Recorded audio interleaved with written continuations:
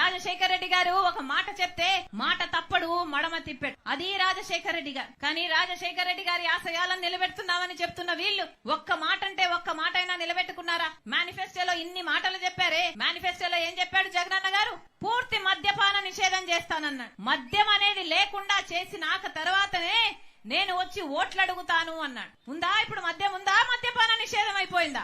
ఇన్ని రోజులు మీ గురించి పట్టించుకొని షర్మిలమ్మ ఈ రోజు కొత్త అవతారం ఎత్తి నిన్న మీటింగ్ పెట్టారు నగిరిలో. నేను వైఎస్ఆర్ బిడ్డ అని చెప్పుకోవడం తప్ప వైఎస్ఆర్ గారిని అభిమానించే మీకోసమైనా వైఎస్ఆర్ గారికి పేరు తెచ్చే విధంగా ఏమైనా ఒక మంచి పని చేసిందా అంటే ఏమీ చేసింది లేదు.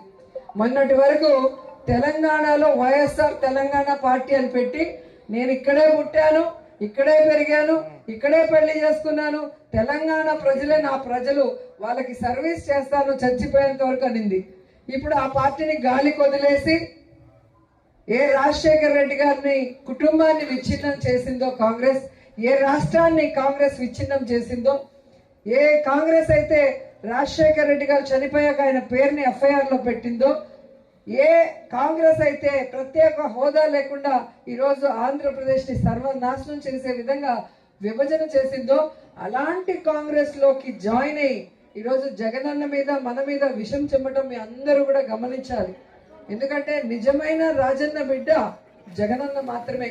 తన తండ్రి పేరు ప్రతి ప్రజల గుండెల్లో జీవితాంతం గుర్తుండే విధంగా ఆయన ఆశయాలకు తగ్గట్టుగా ఆయన కోరుకున్న విధంగా పేద ప్రజలకి ఈరోజు పని చేస్తూ వైఎస్ఆర్ పేరు మీద పార్టీ పెట్టి ఎన్ని కష్టాలు, ఎన్ని అవమానాలు, ఎన్ని తప్పుడు కేసులు పెట్టి జైల్లో పెట్టినా కూడా ఏ రోజు పారిపోలేదు, ఏ పార్టీకి తల వంచి వాళ్ళకి సరెండర్ అవ్వలేదన్న విషయాన్ని మీరు తెలుసుకోవాలి. కానీ షర్మిల గారు ఈరోజు కాంగ్రెస్ లో చేరి వైఎస్ఆర్ ఆత్మని క్షోభించే విధంగా చేసింది.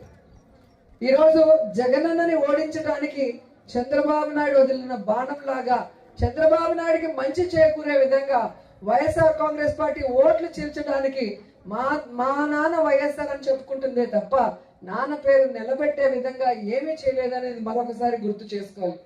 ఈరోజు వైఎస్ఆర్ ఆశయాల కోసం పనిచేసేది జగనన్న అయితే వైఎస్ఆర్ ఆస్తుల కోసం ఈరోజు రోడ్డెక్కి పోరాటం చేస్తుంది షర్మిల.